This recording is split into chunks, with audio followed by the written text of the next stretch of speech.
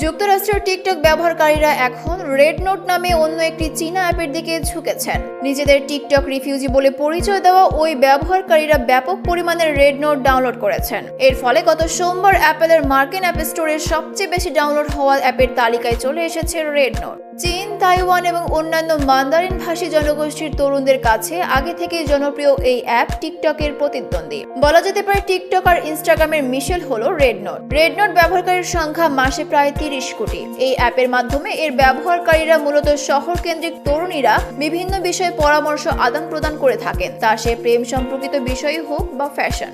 এদিকে যুক্তরাষ্ট্রের সুপ্রিম কোর্টে টিকটকের উপর একটি মামলা চলছে। যুক্তরাষ্ট্রের নিম্নকক্ষ পরিষদ হাউস অব রিপ্রেজেন্টেটিভসের টিকটকের বিরুদ্ধে বিল পাশ করা হয়েছে। সেখানে বলা হয়েছে, হয় টিকটককে যুক্তরাষ্ট্রের সঞ্চালনার জন্য ওই প্ল্যাটফর্ম বিক্রি করতে হবে বা মার্কিন দেশে ওই অ্যাপের উপর নিষেধাজ্ঞা জারি করা হবে। এর জন্য টিকটককে 19 জানুয়ারি পর্যন্ত সময়সীমাও বেঁধে দেওয়া হয়েছে।